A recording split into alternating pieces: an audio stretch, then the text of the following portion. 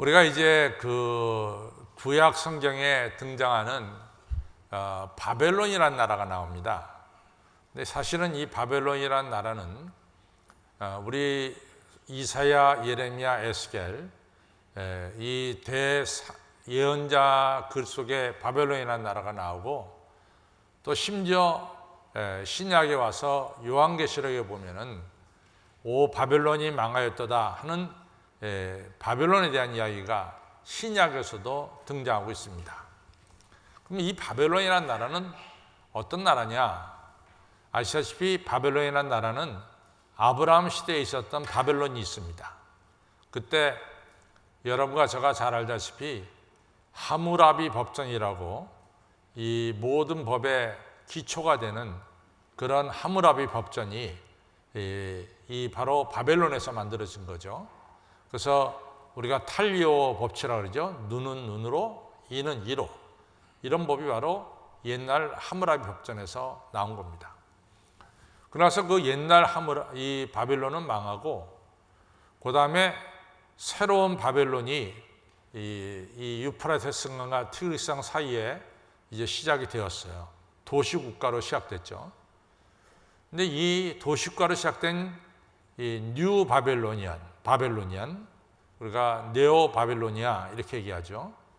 이 새로운 바벨론이 그 당시에 최고의 강대국이었던 아시리아를 주전 612년에 그 난공불락의 성 니느웨 성을 쳤는데 니느웨 성이 무너졌어요. 그것은 누구도 생각하지 못했습니다. 이 조그만 도시국가가 어마어마한 이 아시리아의 수도 니느웨를 쉽게 무너뜨리라고는 생각하지 못했습니다. 바로 그때로부터 이제 새로운 바벨론, 우리가 말하는 성경에서 말하는 바벨론의 시대가 이제 시작이 된 거죠. 그래서 이 바벨론이 점차로 이 자기의 땅을 확장시켜 나가기 시작하죠. 그래서 주전 587년에 이스라엘도 바벨론한테 망하게 되고, 더 나아가서 애굽까지도 바벨론한테 어려움을 당하는 이 바벨론 시대가 도래하게 됩니다. 이러한 바벨론을 성경을 보면은 하나님께서 바벨론을 도구로 사용했다 이렇게 말씀하고 있어요. 그래서 예루살렘 남쪽 유다 백성들이 하나님을 떠나고 우상 숭배하고, 그리고 율법을 전혀 지키지 않고 하나님 대신 강대국을 의지하며 살아갈 때 하나님께서는 이 바벨론을 도구로 사용해서 이스라엘을 치셨다, 매를 드셨다 이렇게 이제 성경은 말씀하고 있습니다. 근데 이러한 바벨론인데, 사람들이 생각하기에 이러한 바벨론이 적어도 몇백 년은 존속할 줄 알았어요. 몇백 년은. 그런데 우리가 역사를 보면 이러한 강한 바벨론이 100년도 못 돼서 망합니다. 주전 539년에 이 페르시아 메데라고 하는 두 나라의 연합군에 의해서 이 뉴 바벨론, 새 바벨론이 539년에 망하게 됩니다. 그럼 오늘 우리가 읽은 성경 말씀은 바로 539년에 바벨론이 망할 때 그때 상황을 쓴 성경이 바로 오늘 여러분과 제가 읽은 다니엘서 5장이 되겠습니다. 그래서 이것은 상당히 중요한 성경 내용이죠. 바벨론의 마지막 왕이 이 벨사살 왕인데, 벨사살 왕이 큰 궁전에서 이같이 귀족들과 이 왕족들을 다 불러서 한 1000명을 불러서 큰 잔치를 이같이 벌였어요. 근데 잔치를 한참 벌이고 흥이 한참 올라갔을 때 느닷없이 한 손가락이 나타나서 벽에다 글을 쓴 거예요. 그것이 오늘 우리가 읽은 메네메네 데겔 우바르시라는 글을 썼습니다. 그런데 이 벨사살 왕이 그 손이 나타나서 벽에 글을 쓰는 것을 보고서 너무나 놀랐습니다. 그래서 성경에 보면은 무릎에 이 뼈가 이 녹는 것 같았고, 그래 두 발이 와들와들 떨면서 두 발이 부딪혔다라고 오늘 성경은 말씀하고 있어요. 그만큼 벨사살 왕이 벽에 쓰여진 글을 보면서 놀랍고 두려웠습니다. 그런데 자기는 그 글을 보면서 그 글의 뜻을 모르겠어요. 그래서 바벨론의 학사 박사들을 다 불러다 놓고 물어봅니다. 저 글이 뭐냐? 근데 바벨론의 박사들도 그 글을 해석을 못하는 거예요. 그러니까 전전긍긍할 때 이 벨사살 왕의 왕비가 우리나라에 신의 영, 하나님의 영이라고 말하지 않고 그냥 신의 영이 있는 다니엘이라는 사람이 있지 않습니까?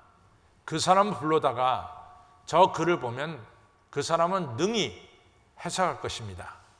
이렇게 얘기를 하니까 벨사살 왕이 다니엘을 불렀을 거 아니에요? 다니엘을 불러서 벨사살 왕이 이런 얘기합니다.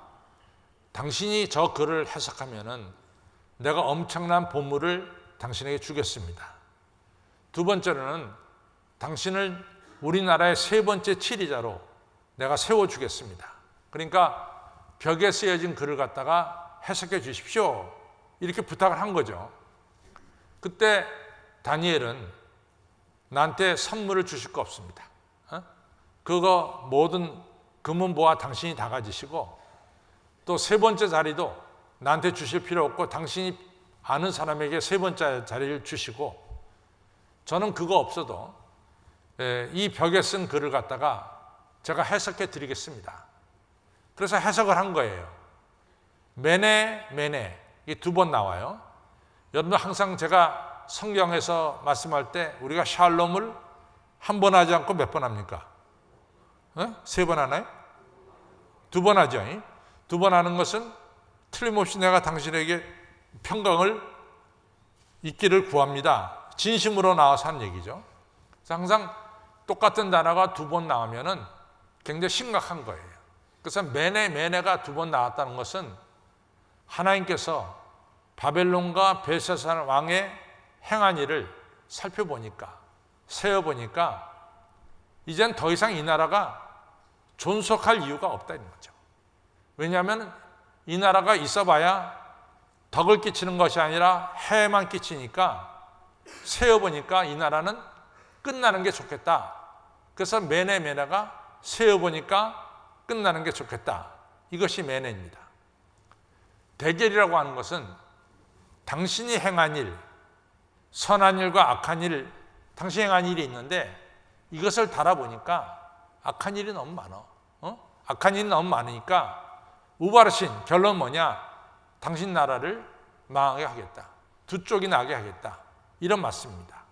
그래서 메네 세어보니 이젠 끝이 나는 게 좋겠고 대결 달아보니 함량미달이고 그리고 우바르신 그러니까 당신은 끝이 나야 된다.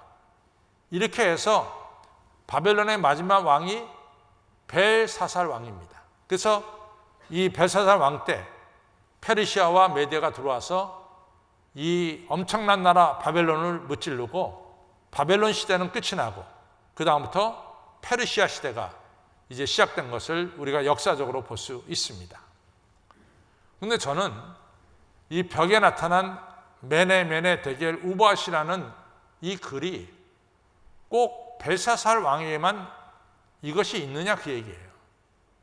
그렇지 않습니다. 아마 저한테도 있을 거예요. 강용규, 내가 너를 세어보고 달아보니 이런 말씀이 얼마든지 될 수 있습니다. 또 여러분과 저 다 똑같아요.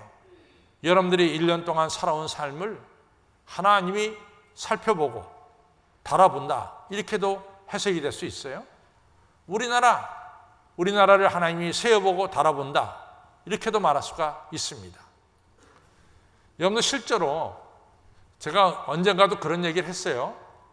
제가 전본교회에 있을 때 50주년이라고 하는 50년사를 쓸 때 글쎄 그걸 갖다가 사람들이 어느 목사님, 어느 장로님, 거기 심우했던 목사님과 장로님에 대해서 이 글을 쓰시는 분이 이 달아보고 세어보고 글을 쓰셨더라고요. 그냥 사람도 사람을 세어보고 달아본다 그 말이에요. 근데 하물며 하나님께서 여러분과 저를 세어보고 달아보지 않겠냐 그 말입니다. 우리가 민수기 14장에 보면은 하나님이 이런 말씀하세요. 내가 너희들을 430년 동안 애굽에서 종살이할 때 내가 너희들을 이끌고 오늘 이 자리까지 오지 않았냐. 오늘 이 자리까지 오는 동안에 내가 수많은 기적을 너희 눈앞에서 행했다. 그것은 우리가 아시다시피 장자가 치는 이런 심판 속에서 이스라엘을 건져내시죠. 홍해 바다를 가르시죠. 또 사람이 살 수 없는 사막을 다니는 동안 하나님께서 만나와 메추라기를 주시고 바위를 쳐서 물을 주셨죠. 그래서 이스라엘 백성들이 지금 바로 이 가나안 땅 눈앞에 보이는 그 자리까지 왔습니다. 근데 하나님이 이런 말씀하세요. 내가 이같이 수많은 기적과 수많은 역사를 너희 눈앞에 행했는데 너희들은 어떻게 했느냐? 10번 이상 나를 배반했다. 10번 이상 너희들이 그렇게 큰 은혜를 받고도 나를 배반했다. 내가 너희들을 세워보고 달아보니까 너희들은 가나안 땅에 들어갈 자격이 없어. 그러니까 20세를 기준으로 해서 20세 이상 먹은 사람들은 여호수아 갈렙 빼놓고는 누구도 가나안 땅 들어가지 못한다. 이런 하나님께서 심판하신 것을 우리가 민수기 14장 21절 이하에서 볼 수가 있습니다. 여러분, 우리가 이제 다음 주일이 추수감사주일이고 또 얼마 있으면 2021년이 끝이 납니다. 근데 우리가 머리에 기억해야 될 것은 하나님은 우리의 삶을 세어보고 달아보신다고 하는 사실을 우리는 잊어서는 안 될 줄로 압니다. 오늘 먼저 이 벨사살 왕에 대한 심판을 좀 보겠어요. 여러분과 저는 성경을 보면서 하나님이 누구시냐는 것을 정확하게 알아야 됩니다. 그래서 창세기 1장 1절 성경책을 펴면 제일 먼저 나오는 것이 창세기 1장 1절이죠. 창세기 1장 1절이 뭡니까? 태초에 하나님이 천지를 창조하시니라. 우리가 믿는 하나님은 누구냐? 그걸 갖다가 1절 1절에 정의를 내리고 있어요. 여러분과 제가 믿는 하나님은 천지를 창조하신 창조주 하나님을 믿습니다. 동시에 시편 94편 1절을 보면은 하나님은 모든 것을 심판하시는 하나님이시다. 정확히 말씀하고 있어요. 그래서 아시다시피 여러분과 제가 창세기를 펼쳐보면은 이제 노아 시대가 너무 죄악이 관영하니까 하나님이 물로 심판하셨어요. 또 소돔과 고모라가 너무 죄악이 관영하니까 불과 유황으로 심판하셨습니다. 물론 하나님은 창조주 하나님이시고 물론 하나님은 심판하시는 하나님이심을 우리는 잊어서는 안 됩니다. 그러면 벨사살 왕이 심판받은 이유는 뭐냐? 오늘 자세하게 설명하고 있어요. 벨사살 왕의 아버지가 여러분과 제가 너무나 잘 아는 느부갓네살이 벨사살 왕의 아버지예요. 느부갓네살이 하나님의 도구로서 귀하게 쓰임받았어요. 그런데 점점 커지다 보니까 느부갓네살이 하나님 무시합니다. 교만합니다. 자기가 신이 되어버렸습니다. 금시장을 만들었어요. 하나님 심판하시죠.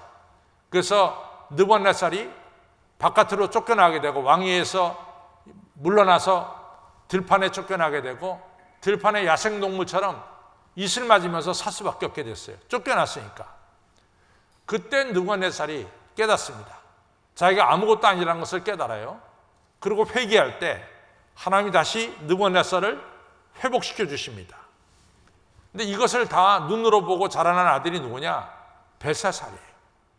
너 보지 않았냐? 니네 아버지가 교만할 때 쫓겨났고 회개할 때 회복돼서 왕이 있었던 것을 알지 않느냐?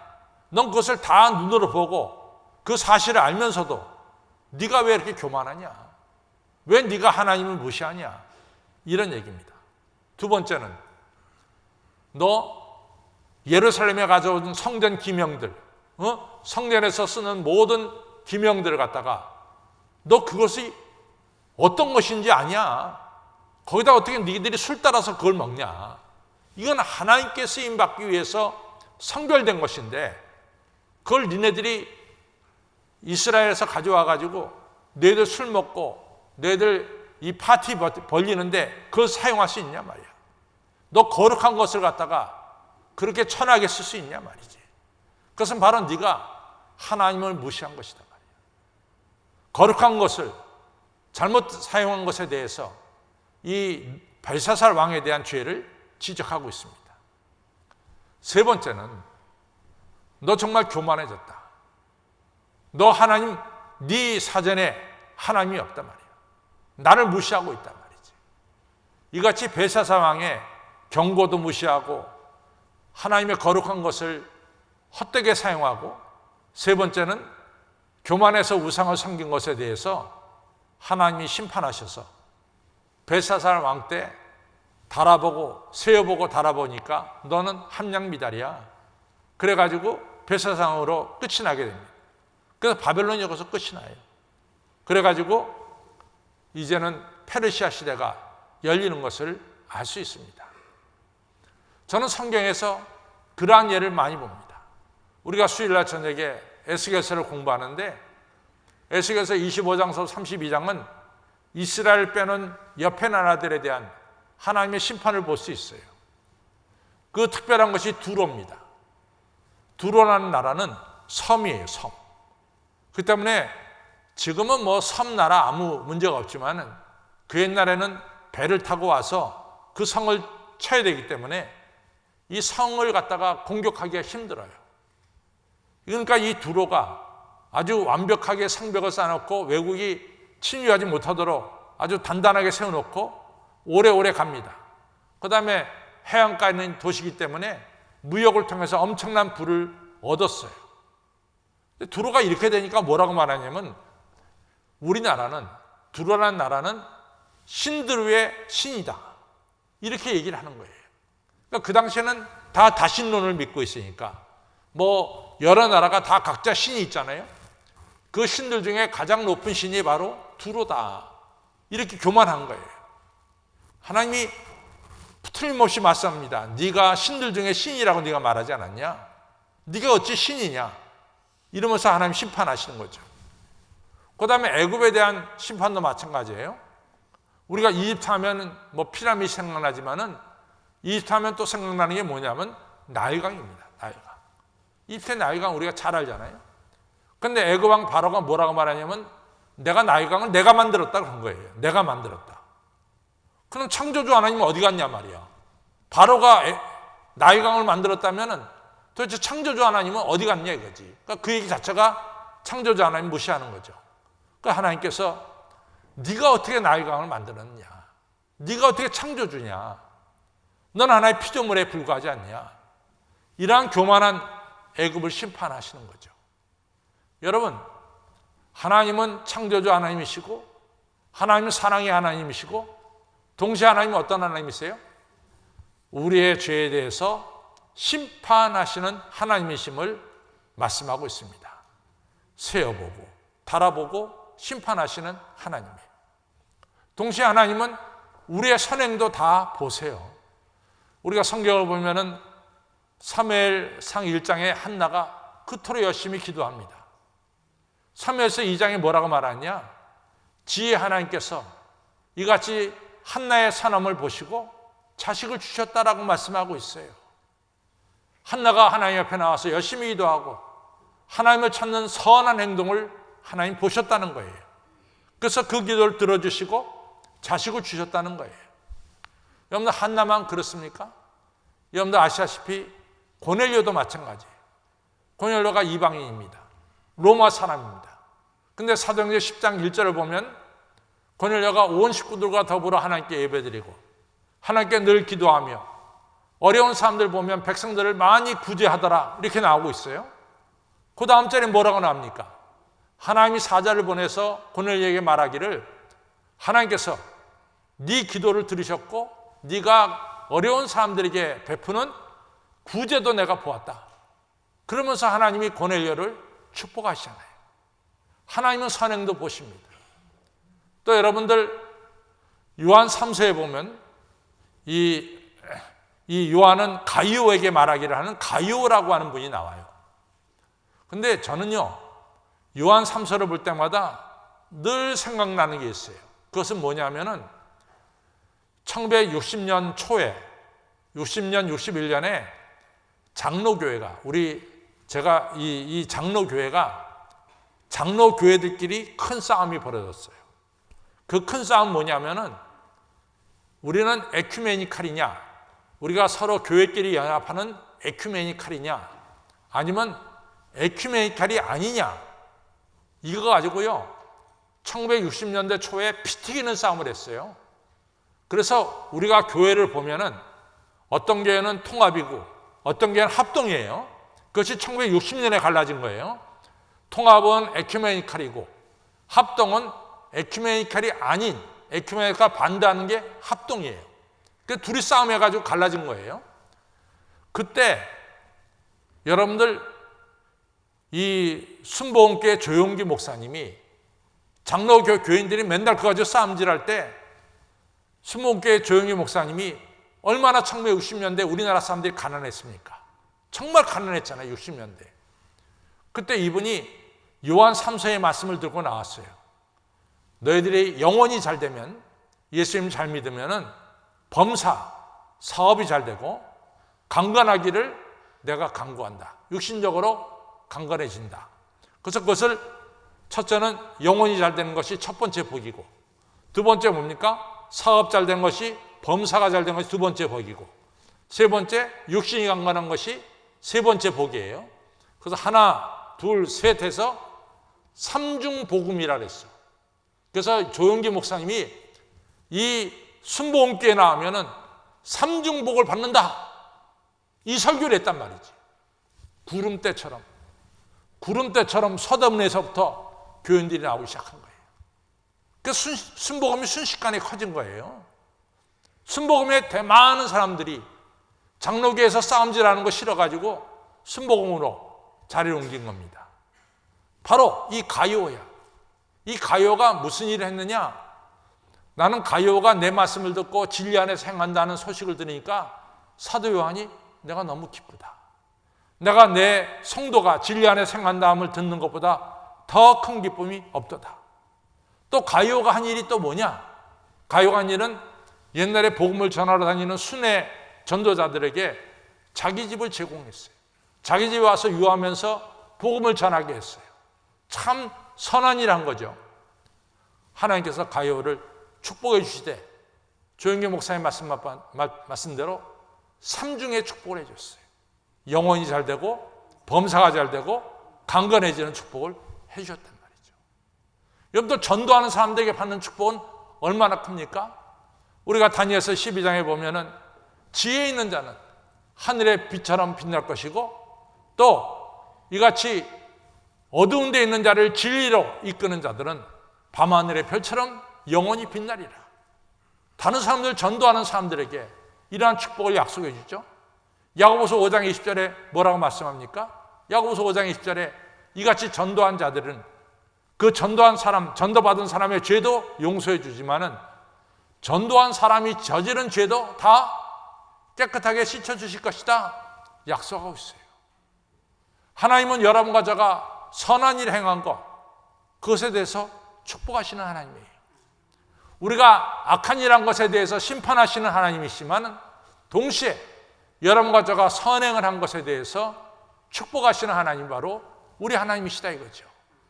여러분들 기생라합이 이 정탐꾼을 보호해줬다고 여리고성이 무너질 때, 다른 사람 다 죽임을 당할 때 기생라합 살아났어요. 하나님 그 생명 그 가족 지켜줬어요. 3년 반 동안 가뭄이 계속될 때 엘리야 선지자가 저 시돈 땅 사렙다 마을에 갔어요. 과부의 집에 들어갔어요. 3년 반 동안 가뭄이 시작되니까 어느 집이나 먹을 것이 넉넉지 못했어요. 근데 엘리야 가서 나 배가 고프니까 먹을 것을 좀 주시오 라고 과부한테 부탁했어요. 과부가 말하기를 우리도 먹을 것이 없습니다.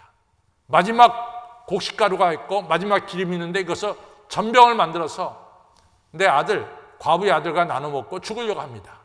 그러나 엘리야 선생님이 달라 하니까 제가 드리겠습니다. 드렸어요.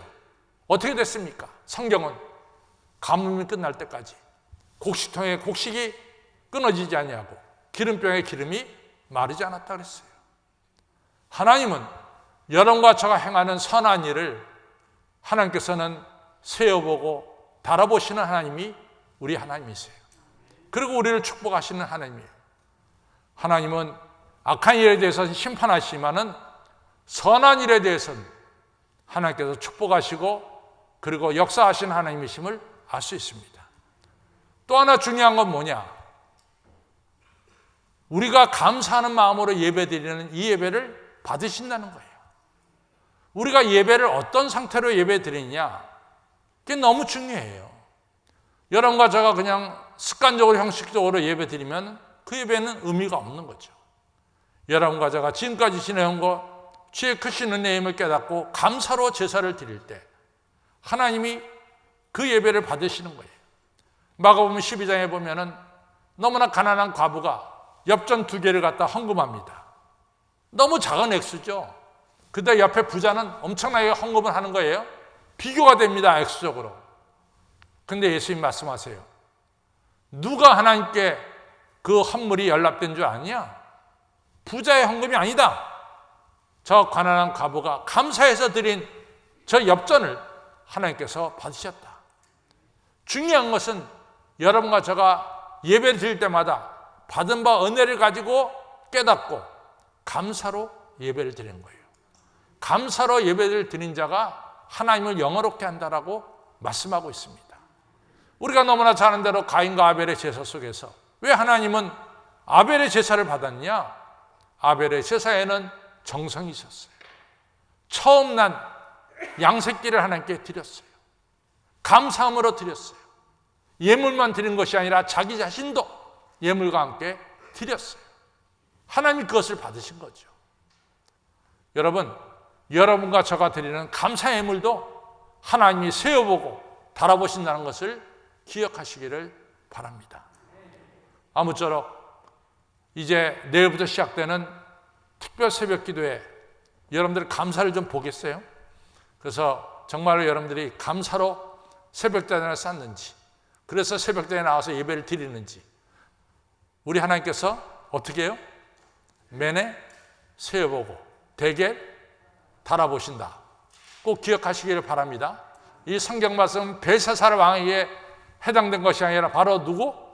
나에게. 하나님은 나를 세어보고 달아보시는 하나님이심을 믿으시고 이제 우리가 받은 바 은혜를 깨닫고 감사로 예배를 드려서 우리 하나님을 영화롭게 하는 여러분과 저의 예배가 되시길 바라고, 내가 아무개를 세어보고 달아보니까 정말로 나를 기쁘게 한 자다. 내가 가이오처럼 복의 복을 너에게 더하여 주겠다. 이러한 은혜와 축복을 받는 여러 성도님들이 다 되시기를 주님의 이름으로 축원합니다.